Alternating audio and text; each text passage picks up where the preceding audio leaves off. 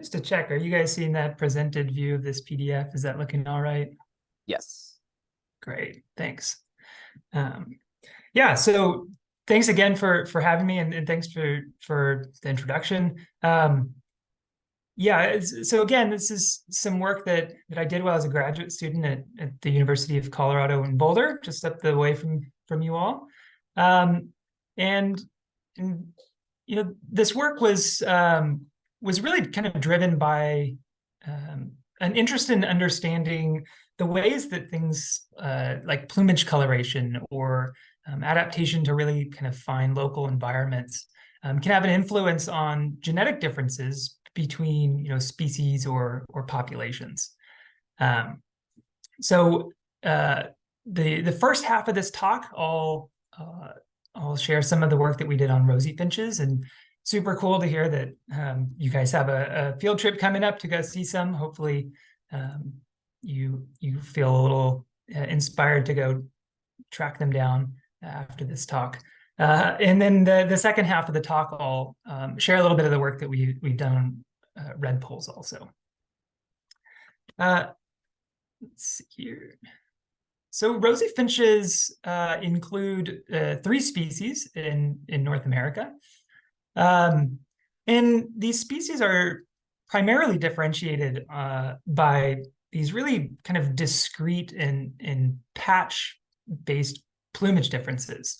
So, on the far left over here, you can see the brown-capped rosy finch.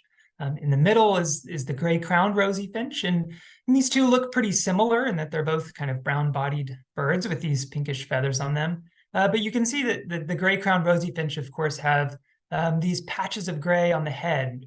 So the gray crown patch where this species gets its name, but also there's some species which show this gray cheek patch as well. And then with the black rosy finch on the far right, again, it's similar to the gray crowned rosy finch, and it's got this gray hind crown, but instead has all black body plumage. So rosy finches, I wanted to introduce really quickly before I move on. In some of the slides coming up, I'm going to be using some of these colored bars just to indicate species. You don't have to memorize these or anything, but I just wanted to introduce some of these colors here now. You'll notice that the gray-crowned rosy finch is a couple different colors that I've included here.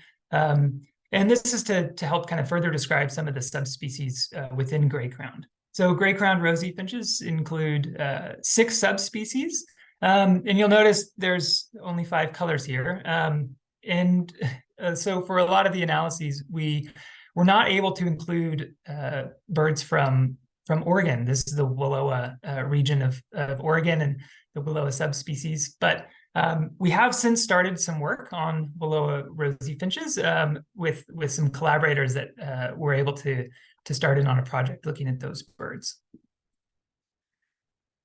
So rosy finches are unique in that they're distributed in these kind of really extreme environments, these high alpine environments or these kind of high latitude Arctic tundras. They are distributed both North America and across Asia, but I'm going to focus mostly on the North American species for this talk. So we can largely ignore the orange part of their distribution here.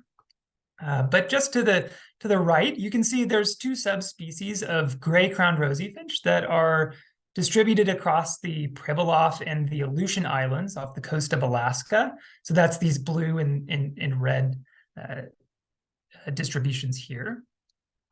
Moving on to the mainland to the right here into Alaska, there's 2 more subspecies of the gray-crowned rosy finch, which are distributed kind of coastal and more interior. Following this distribution further south, there's one more subspecies of gray-crowned rosy finch that we sampled, and that's one that's restricted to California. And then there's the 2 other species, the black and the brown-capped rosy finch, that are distributed slightly more interior to those. And so this map kind of gives you a sense for the kind of wideness of their distribution across the western US. But there's a couple other aspects of their distribution that are kind of unique that this map doesn't really show. One of them is that there's actually a pretty big gradient in the elevations that they inhabit. So, down in the southern end of their distribution in places like California and out there in Colorado, these birds are really high elevation. During the breeding season, they're up to 14,000 feet, and really, upwards to only above 11 or 12,000 feet. As you move kind of towards these more northern latitudes, the maximum elevation kind of gradually declines. And of course, the birds that are out here on the island are found at sea level. So there's this big difference in the elevation that these birds are found at as well. One of the other kind of interesting aspects of their distribution, especially further down in the southern end of this distribution, I mentioned these birds are high elevation, they're inhabiting these mountaintops, and that ends up with this, really patchy distribution where these rosy finches are just kind of spotted across the tops of these mountains. So rosy finches up at these high elevations are frequenting these kind of talus fields that are kind of mixed in with short alpine grasses and forbs, and so they'll forage for some of the seeds from these plants, but they also really frequent these larger snowfields.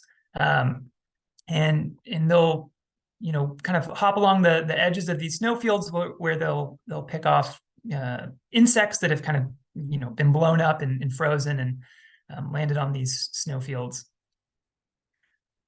And so I like this picture a lot. I think it really demonstrates rosy finch habitat well, kind of gives you a sense for the ruggedness of this environment that they're living in. So in the foreground, you can see it's kind of this blocky, rocky talus field that's just mixed in with some of these low alpine vegetation kinds of plants. You can see some of these larger snowfields where, this would be really common areas to find rosy finches foraging.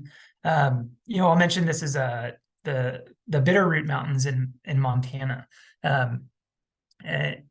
But the habitat is the same, really, across a large part of their southern distribution. As you move into kind of the middle ground of this picture, you can see these really steep, rocky cliff faces. This is really common kinds of habitats where they might build a nest. So nest building occurs in these kind of deep cracks that might be on these really steep and exposed cliff faces. And as you move into the background of this picture, you can see these other mountaintops poking up way in the back there. And it kind of gives you a sense for, how patchy this distribution might be, where, you have birds that are inhabiting this mountaintop in the foreground here, but they might be completely different than birds that are inhabiting some mountaintop way off in the background. And, we didn't really have a good sense for, how connected these different mountaintops might be. There had been one previous study, before any of our work started, that looked at rosy finch genetics. At the time, technology was really only allowing researchers to look at a small fraction of the genome, just a small stretch of DNA. But interestingly, that study was unable to find any genetic differences that separated any of these populations or any of these North American species from one another. So we were interested in kind of taking a deeper dive into rosy finch genetics, for a couple of reasons. One of them, to see if we were able to kind of pull out any other genetic differences that did exist using a larger amount of genetic data. And this work was also, kind of driven, in part by wanting to understand the genetic diversity that exists in this bird that is restricted to these really fragile habitats. So, rosy finches inhabiting high elevations in Arctic tundra are also inhabiting these regions which are being affected kind of most dramatically by changes in climate, where, this map in the upper left is showing changes in surface temperature. So up in the Arctic, like along the Aleutian Islands and in Alaska, we're seeing the greatest amount or kind of the most rapid temperature change. In the plot on the right, we can see lots of these red pixels in Alaska, kind of in the center of this map here, and even all the way down along the Rockies into Colorado, depicting the greatest amount of decrease in snow-covered days. So these habitats are really heavily influenced by changes in climate, and so it was really important that we try and better understand some of the genetic diversity that does exist within rosy finches, to better kind of assess this situation. And I'll note that because of some of these aspects of rosy finch distribution, they're likely small population sizes and in fragmented habitats. Both the black rosy finch and the brown-capped rosy finch are considered endangered. So we were interested, like I mentioned, in trying to take a deeper dive into some of the genetics of rosy finches to understand some of the diversity that exists, and better, understand what some of the differences might be between some of these rosy finch species.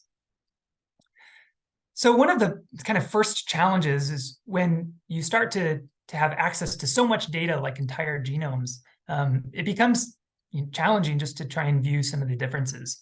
So one of the first steps that we wanted to take was to try and just get a general understanding of, from a broad summary of all genetic variation, how do rosy finches kind of cluster with one another? And so to do this, we ran an analysis called the principal components analysis. You don't need to worry too much about what's going on here, but the interpretation of this plot's pretty intuitive, where points that occur more closely in space are ones that are more similar genetically. So the analysis itself doesn't print out these circles. I've added those on just to kind of help delineate some of these points. But when we're looking at how individuals are spaced in these two dimensions, we can see that some of the biggest differences are between these blue points here, red points here, and then this whole line of points over here on the left. And so this is suggesting to us that some of the biggest genetic differences are actually separating out the two island taxa that occur off the coast of Alaska, so the Aleutian and Pribilof species there. So this was kind of an interesting result, considering the island taxa are considered subspecies of a more broadly distributed gray-crowned rosy finch. And then kind of looking over to the left side of this plot, we see kind of a whole line of dots spread out across here. And we can kind of make out some loose clustering of these different taxa. So black rosy finches in the middle here, and the other subspecies of gray-crowned rosy finch up here. But if we think about, dots closer in space as being genetically similar, there's some interesting patterns that come up. Like, for example, this kind of topmost purple plot, this brown-capped rosy finch here, seems like it's maybe actually a little bit closer to this other black rosy finch here. So we were interested in maybe taking another approach, another way of looking at these genome sequence data in a way that kind of more directly incorporates evolutionary history of these birds. So the other approach that we used to look at these data, or to summarize these data, was a phylogenetic tree. And so these tree diagrams are, you can think of these kind of like family trees, where you have an ancestor at the root of the tree. In this case, the tree's turned sideways, so the root is over here on the right.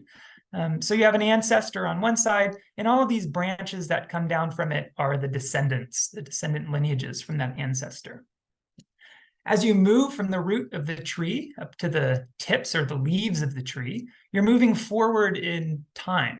So these trees can be read, when you move from the root to the tips, you're tracing evolutionary history of these different lineages. And so that's one of the reasons why we really like these tree diagrams. It's because they help us visualize the evolutionary history of these birds here. So as you move along this tree to the tips, each one of these leaves, or these very endpoints, represents an individual that we had sampled DNA from in our study. And so I've added these colored bars again to help indicate which tips correspond to which species.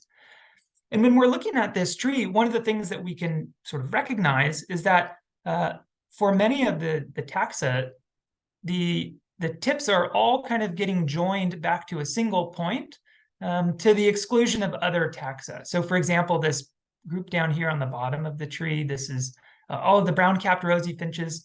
If we trace these lineages back in time, we can see that they're all sharing an ancestor right about here that only includes brown-capped rosy finches. So this is indicating to us that there's some phylogenetic kind of clustering or structuring to these samples that do correspond to kind of the described species boundaries, or these different kind of plumage types even. It does get maybe a little bit mixed when we look at some of the subspecies within gray-crowned rosy finch. So for example, with the purple taxa here that indicate the littoralis, which is the gray-crowned subspecies with the gray cheek, you can see an individual pops up somewhere else in the tree. This is maybe not so surprising considering we're looking at what we consider to be subspecies here. One of the other interesting takeaways that we noticed from this tree is if we were to move kind of from the common ancestor here at the root, if we move through this tree and we get to these nodes, these represent a split in the lineage. And one of the first splits that happens in rosy finches in North America is separating out the two island taxa from all the rest of mainland North America. So again, this is kind of interesting considering they're currently classified as subspecies.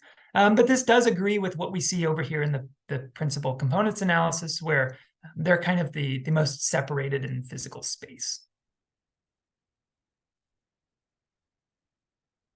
So again, using this tree diagram, one of the other questions that we were interested in is about what timescale all of this happened. And so we were able to take a section of DNA and count the number of mutations that we could find, and we could roughly correlate that to the number of years since they had diverged. And when we do that, we get a date of 250,000 years, which, you know, in evolutionary time is really quite young. So it's kind of an interesting result to see so much of this kind of plumage diversity having arisen in just a short period of time. So for rosy finches, we were interested in a couple different questions, and these could kind of broadly be summarized by asking if trait variation or differences in these plumage characteristics or their habitat differences, whether or not that matches genetic variation. And so for this first question, we've kind of actually already answered this with this first slide that we just ran through, where we see these groups formed on the phylogenetic tree. We also see some loose groups from the principal components analysis. And this seems to be largely congruent with some of these different plumage types in these different species. So one of the next kind of steps that we were interested in taking was to try and identify which specific regions or which parts of the genome were responsible for these differences between taxa and the differences that we see in their appearance. And so for this, we used an approach called a genome-wide association. And this is a method that's kind of popping up in articles more frequently these days, especially in areas like the human medical field. We're trying to get much better understandings of how maybe a particular variant in the genome might be associated with a particular disease, for example. So these are becoming a much more widely used approach. And so I wanted to run through how these tests are done, just really briefly, to give you a sense for what's going on and how we're kind of trying to associate a specific section of the genome with a particular trait. So we'll start by just taking a cartoon example where maybe we have a population of individuals. It doesn't have to be a geographic population. It could be maybe all individuals that happen to show a particular disease. Maybe it's like Alzheimer's or something like that. And we'll sequence DNA from this population, and we'll just lay that DNA out in a nice long line. And I'll just depict this with a little cartoon chromosome here. So we can imagine this is just a strand of DNA that's been stretched out into a nice line. We could sample another population. Maybe this is a different geographic area, or it's a control group of individuals that don't have a disease, for example. We'd sequence their DNA, and we could lay out the DNA for that exact same region in the exact same way so that it's all nice and lined up, and we can compare the strand of DNA from population 1 to that of population 2. I'm going to add one more thing to this slide, and that's just a little graph here. So on the x-axis of this graph, we have position in the genome. So this is lined up perfectly with these two little chromosomes that we have below it. So wherever we are on this chromosome will also be on the x-axis here. Now on the y-axis, I've put genetic difference. This could be any number of different statistics that we might want to use. For this, we're going to use difference. So we could imagine that we could start by looking at this first position in the genome, and we can measure a difference between these two populations at just this one position in the genome, and we'll plot that. So maybe in this first position, these two populations are not very different. We could then step to the next position in this genome or chromosome, and we could measure a distance again. We'll plot that there. We'll step again, and we could repeat this all the way through until we've gone through every position of the genome. We might end up with a plot that looks something like this. Now it's starting to become a little bit clearer that there's some regions of these chromosomes which are showing much greater levels of difference than others. So these indicate to us that maybe something about these regions where these differences are really great are important in the trait that we're sort of contrasting. And so these plots that are ones that we use a lot. They're really just fancy scatter plots, but we do have a special name for them.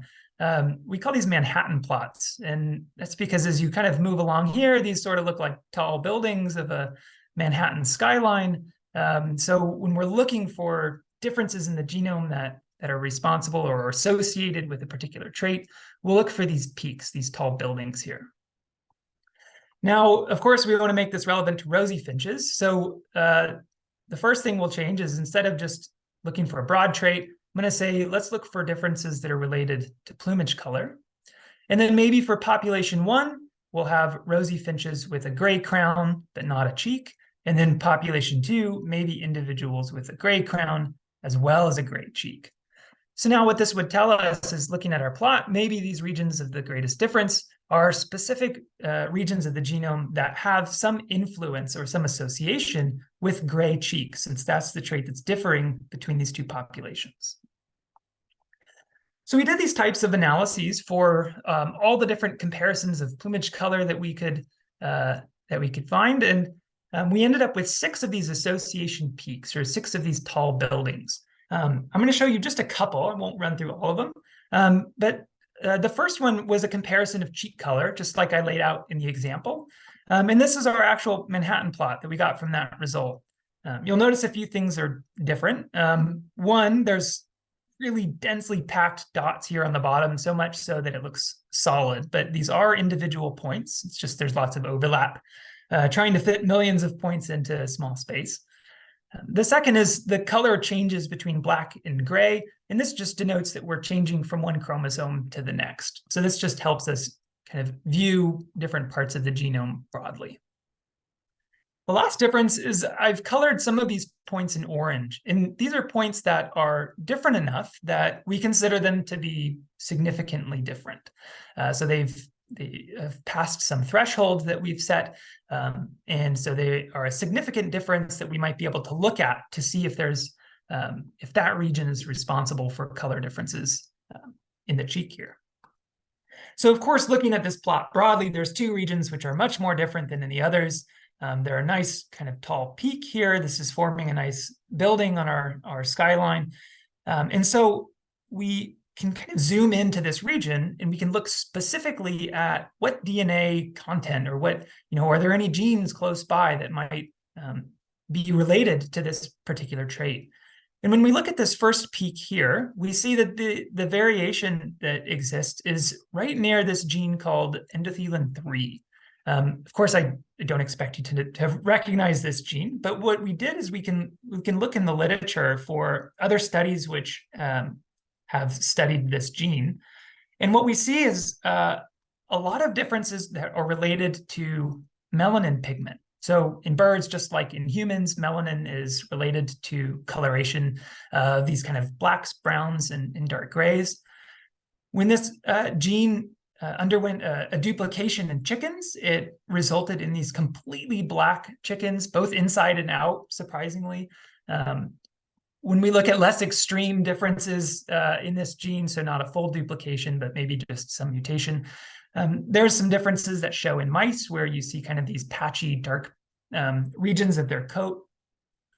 So this is giving us a good sense, kind of lending some confidence that the variation that we see here in this tall peak might be related to this gene EDN3, which we know influences melanin pigment. So this is interesting to us because this trait that we're comparing is a difference in these kind of gray and brown plumage colors, which is a melanin-based pigment. So we can do the same thing for crown color. So we know that brown-capped rosy finches don't have the same kind of gray crown that the other species do. And when we do that, we see some different peaks show up, some different tall buildings. And when we look at the DNA sequence that's underlying these peaks, we see some mutations that are near this gene TYRP1. And just like EDN3, this gene is related to melanin production. It's a gene that's been really well studied and has a pretty well-described role in the production of melanin. And it's in changes in TYRP1 influence kind of the degree to which a pigment or a feather might be brown or kind of more gray. So again, this is lending some confidence that the differences that we're seeing are likely related to the traits that we're interested in. Now, I also mentioned that rosy finches vary pretty strongly in elevation. So in the southern parts of their range, they're inhabiting, 11 or 12,000 feet up to 14,000 feet during the breeding season. But at the northern end of their range, they're, on these islands at sea level. So we were interested in if we could do the same kind of analysis to try and see if there are genetic differences that are related to a bird's ability to occupy high elevations. We might imagine that high elevations come with a really high kind of metabolic or physiological cost. There's lower levels of oxygen, which might make it more difficult to produce energy. And so maybe there's some differences that occur across these taxa, which allow some species to occur higher. So we ran the same kind of analysis, and we have a new Manhattan plot here to look at. You'll notice that there are much fewer genetic differences that pass our threshold. So there's much fewer that are in this color orange here. But when we look at what these are, the results are really interesting. So we notice that there's some variation right here that's next to a gene called EGLN1. And this is a gene that's been also really well studied and was described maybe back in 2011 or 12 in human populations, actually, that occupy high elevations. And so what this gene does is it influences how a cell is operating under different levels of oxygen. So this is exactly the kind of difference that we would predict there to be in rosy finches as well. And this one, happens to be really well studied, well described gene related to this function. Since the original description, it's seen dozens of follow-up studies that have kind of confirmed its influence on this trait and confirmed its role. And this gene in particular had even made its way out into the popular press, where sports journalists started writing articles about how athletes from these regions of high elevation maybe have some genetic advantage in their sport. So, for example, Egan Bernal, a great cyclist from Colombia, maybe has this genetic advantage which allows him to function better at these high elevations or something like that. Kind of just makes me laugh, these kinds of articles. But the result as a whole was something that we were really excited about. It was really cool to see the same kind of variation that exists in humans in rosy finches, likely contributing the same types of functional differences. So if we think kind of more broadly about what these results mean for rosy finch evolution, we can kind of recognize that there's these different regions of the genome that are sort of separately influencing each of these different traits. So I've drawn here just a prototype rosy finch and outlined some of the patches of plumage that vary. And then from those kind of shown which color it could possibly be, And now we have some idea about what genes are involved in these color differences for each of these regions. And since there are these really different regions and these really discrete patches of color, I like to think about these as like little light switches where, for each region, you might have your own light switch. So if you flip it up, you could turn on a crown patch, or if you turn on a different one, you might be able to turn on a cheek patch. We could add a couple other switches and maybe we could really influence the way birds are adapted to elevation. We flip on a switch and you might be able to get a bird that is found up to 8,000 feet. If you flip another, maybe you can get a bird that goes up to 14,000 feet. So what this is suggesting to us is that there's lots of variation that exists within rosy finches, at least in these specific regions. But we know that it all evolved within maybe just the last 250,000 years. And this kind of a time scale is really not the kind of time scale that we think of this amount of genetic variation as evolving on. It takes a long time for these mutations to occur. The mutation has to be in just the right spot to affect the trait in the right way. Most mutations that happen are not beneficial. So this kind of time span is not really one that we expect to see all of this variation evolving within. So what we think is happening here is that existing genetic variation within the ancestor, so an ancestor maybe back here, had a lot of this variation already.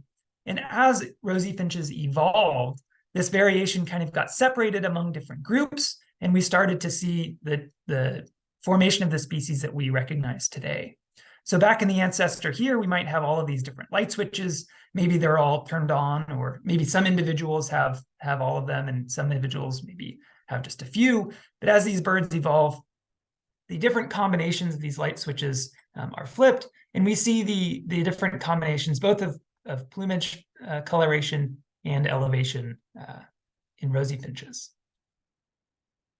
So just to kind of revisit some of those first questions that I laid out, when we think about regions of the genome that are associated with each of these different traits, we find there's 6 regions related to differences in plumage. And then there's actually an additional, so that makes it 7 regions, an additional region related to likely ability to kind of function under hypoxic conditions of high elevation. And so when we're thinking about what this tells us more broadly about rosy finch evolution, is because we know that this group evolved in such a short time span, it's likely that the kind of shuffling of these 6 or 7 different regions of the genome resulted in this rapid evolution of the different lineage diversity that we see in rosy finches today. All right, so one kind of follow-up question that we might think about after taking in all of these results is if rosy finches are really unique in this sense, or if other groups of birds show similar types of patterns. And so we thought it would be interesting to also compare genetic differences in rosy finches to those of redpolls. So of course, there's lots of differences between redpolls and rosy finches, but there's a couple of similarities as well that make it an interesting comparison. And so I kind of like to start at this place of recognizing that rosy finches or redpolls are kind of a difficult group of birds to understand. So they're currently defined as 3 species, and they're primarily differentiated on differences in plumage characteristics and bill characteristics. So, for example, in hoary redpolls, we see really light coloration and fairly faint brown streaking along the sides and the undertail coverts, compared to common redpolls, which are a little bit darker with a little bit heavier streaking. We see differences in bill size and shape, with bills being a little bit smaller and more pointed here in hoary redpolls, and differences in the extent of red. So one of the, kind of most obvious differences so far between redpolls and rosy finches is the variation that exists in redpolls is much more continuous, whereas in rosy finches, it was really discrete and it was really patch specific. Redpolls are distributed much more continuously than rosy finches are as well, where rosy finches are distributed across the whole Arctic. Between the described species, the common and the hoary redpoll, there's some latitudinal differences in some areas, but broadly, there's lots of overlap, and so much of the distribution's continuous with overlap here. There had been a number of previous studies that examined redpolls using genetic tools, and some of them were fairly recent, including one that my research advisor had done, and that used genetic variation from a really wide kind of genome scale data set. And so this, again, is different from rosy finches in that this is a pretty recent genetic study, but using over 20,000 positions from the redpoll genome, they were not able to find any differences that corresponded to these described taxa.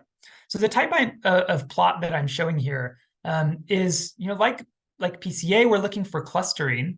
This analysis predefines the number of clusters. So they've set the number to be 3, corresponding to each one of these taxa. And each vertical bar here represents an individual bird. And the proportion of that bar that gets shaded some color is the kind of the proportion that it gets assigned to one of these clusters. So in a scenario where there's really big genetic differences or really obvious genetic differences between taxa, we'd expect to see these blocks shaded really different colors across these different taxa. But instead, we see them all roughly shaded the same color, which suggests that there are really not that many genetic differences and not really any that are differentiating these taxa. This study also used a tree approach to visualize these data.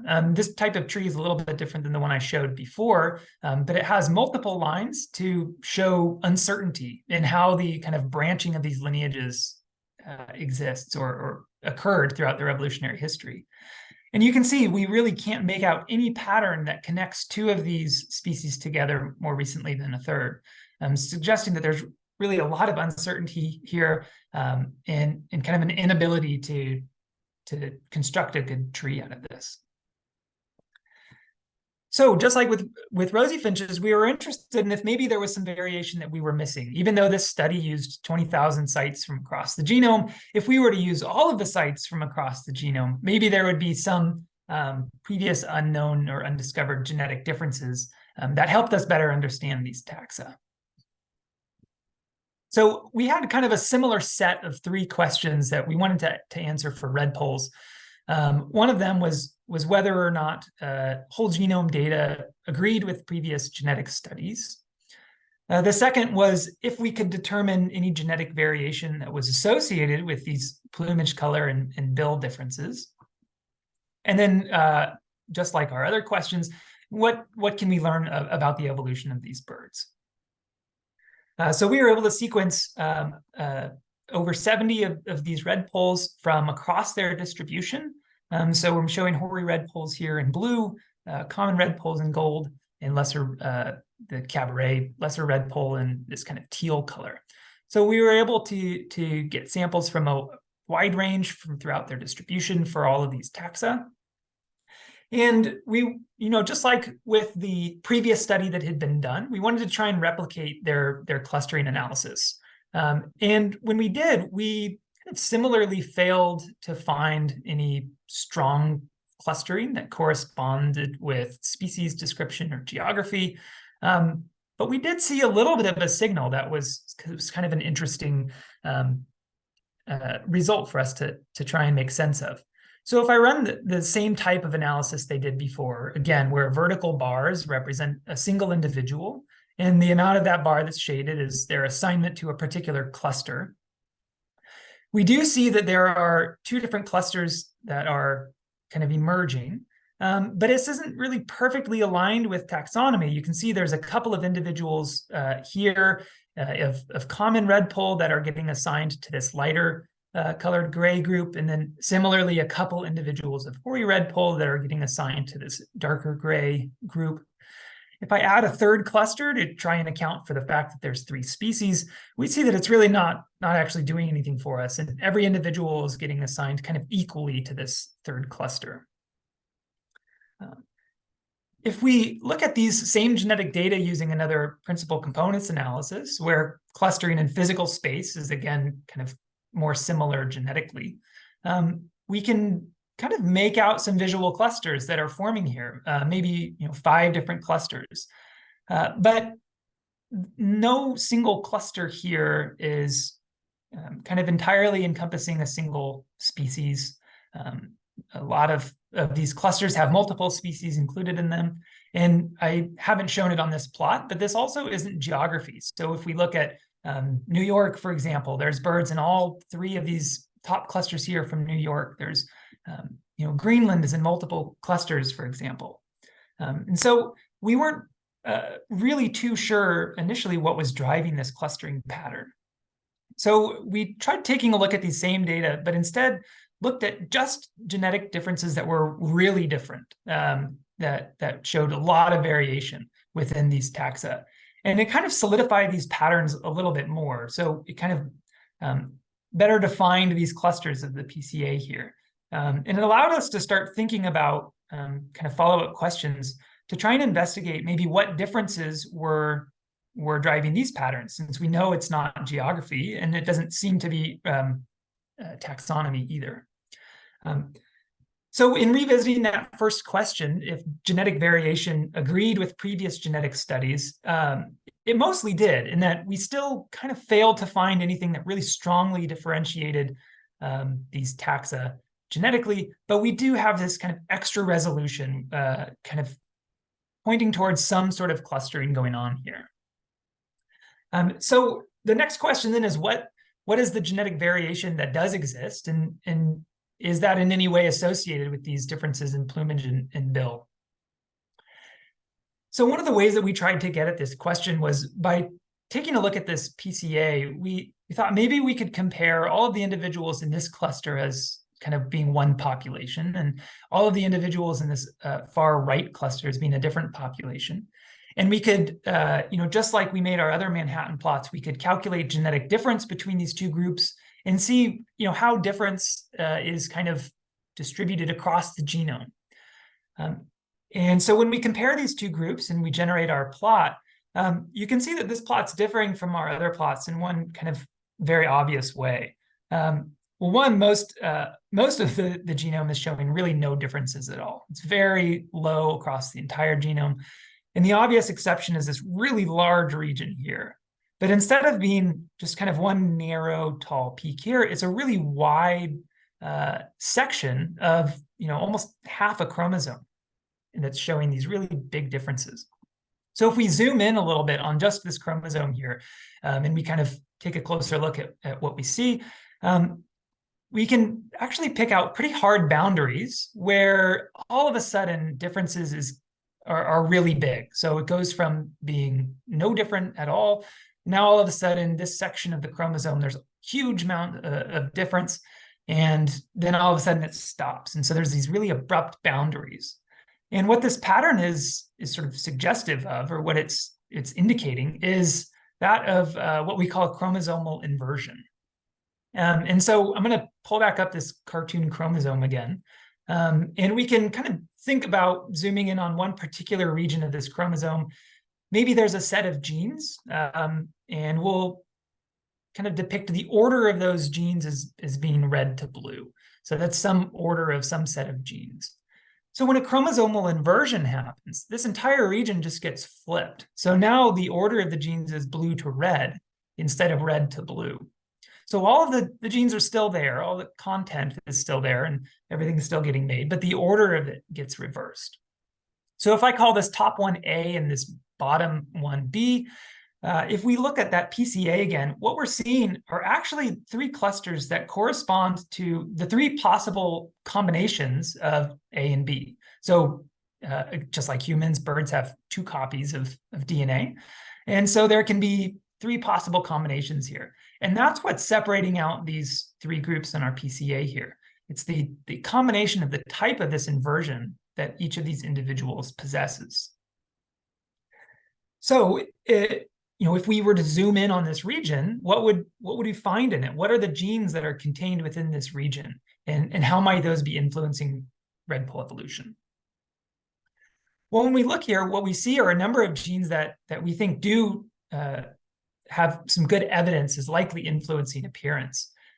So we took this really large region of our chromosome here. We searched for the known genes, and we tried to understand if these genes had any probable function in influencing redpoll appearance in the way that we know they vary. So again, we know that they differ in their red coloration. This is a carotenoid pigment. We know they differ in the brown and black coloration. This is melanin, just like we saw in rosy finches. And we know they also differ in bill morphology. So the genes that we find in this region, I'm going to just flash a bunch of them up here. You don't have to worry about the names of them, but just pick out that we can actually find genes that are related to all three of these characteristics in redpolls. So what this is suggesting is that this single region of difference is likely responsible for generating all of these differences that we see across different types of redpolls. There is some additional evidence that we can look at to kind of help support the connection between this inverted region and redpoll appearance. And this extra evidence comes actually from revisiting one of the analyses that was done in the previous paper that my research advisor, Scott, was on.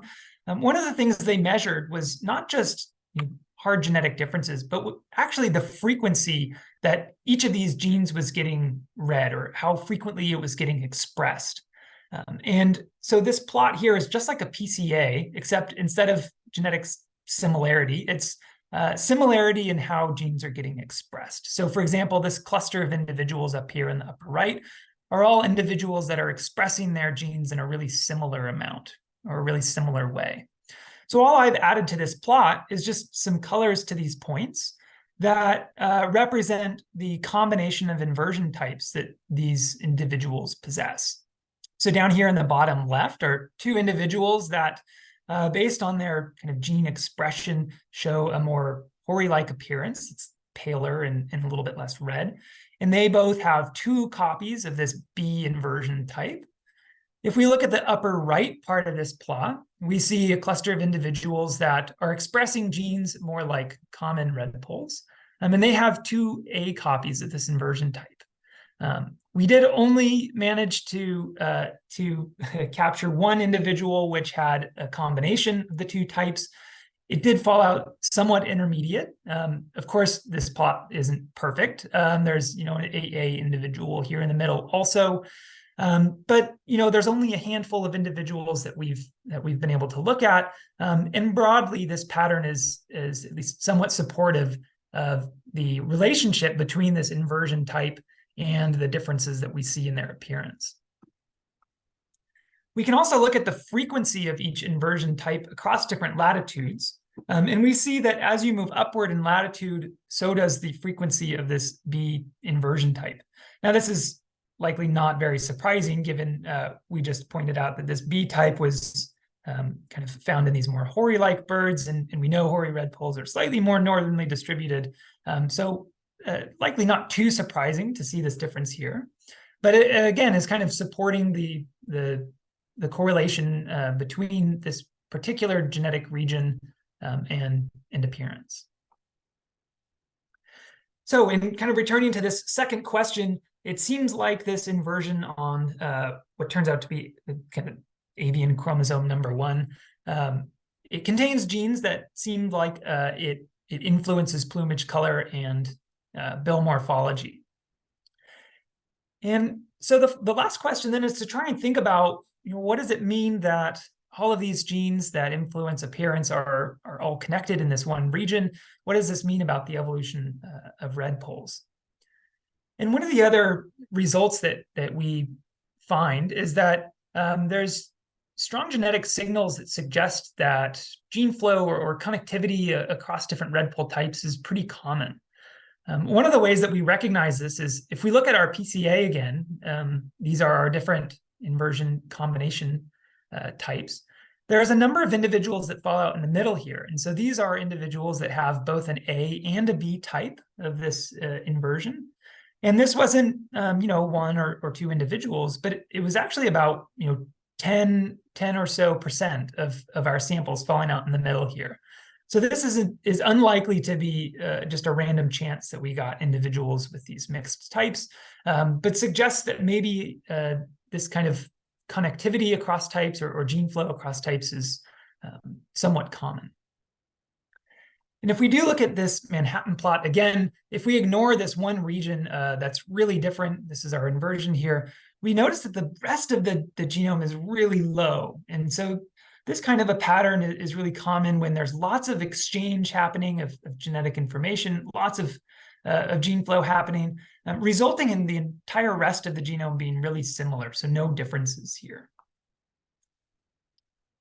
So what we think is happening is that this inversion is likely being maintained within redpolls by some combination of both natural selection, so pressures from the environment, and some assortative mating. And so we think that this inversion may have some relation to local adaptation because it does seem to be structured across latitude.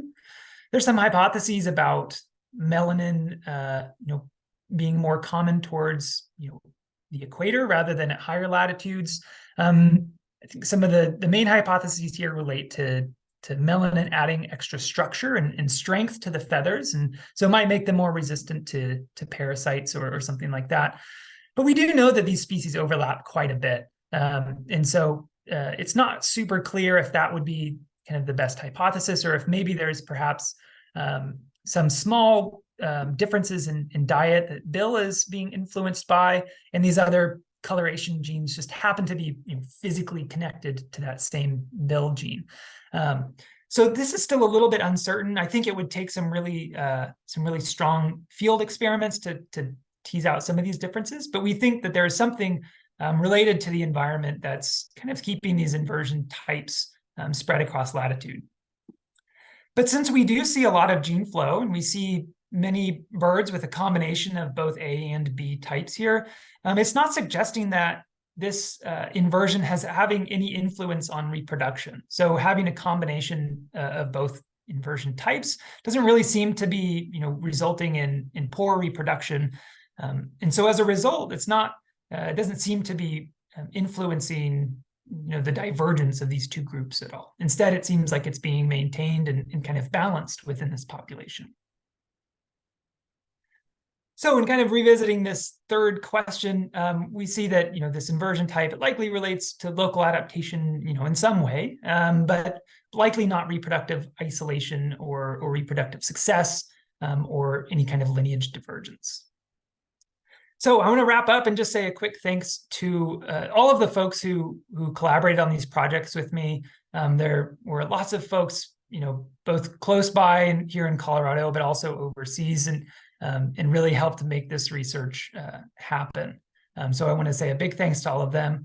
I want to say a big thanks to Scott. Scott's a really great scientist. He's a really awesome person. And, if you get the chance to hop on over to his website, you can check out some of the really cool research that they're continuing to do in his lab just up the road there in Boulder.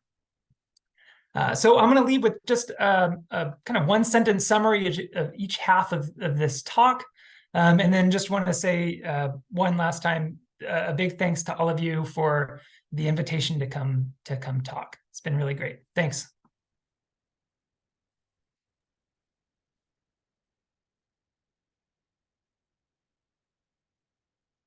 Thank you, Eric. Are you able to hear me okay? Yeah. This is Tally. Thank you so much for joining us this evening. I am going to open it up for questions if you have a moment to answer a couple of those. Yeah, absolutely. Yeah.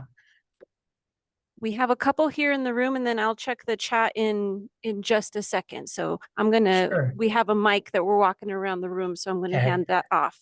Sounds good. I'll leave these slides up during the questions in case there's any figures that people want to revisit. Eric, this is John Drummond. I have a question on the rosy finches. You show that the island races are diverged a long time from the other North American. Where does the Yeah. Asian rosy finch lie in that tree? Yeah, the Asian rosy finch seems to be, it was kind of the first divergence that happened. So, you know, I think if we were really to try and get a good estimate for that divergence, we would maybe want to include some other species that are more distantly related. But the Asian rosy finch and kind of North America as a whole it seems to be that first divergence event. And then within North America, there were kind of these subsequent divergences that happened. Thank you. Yeah. And Oh yeah, I was just going to add, we did sample quite a few of the different Asian rosy finch subspecies, and we didn't see quite the same level of clustering of those subspecies as we did in North America. So it could be that maybe just our sampling of the Asian subspecies weren't quite as thorough, or maybe they're just a little bit more kind of homogeneous as a species than what we see in North America. thank you.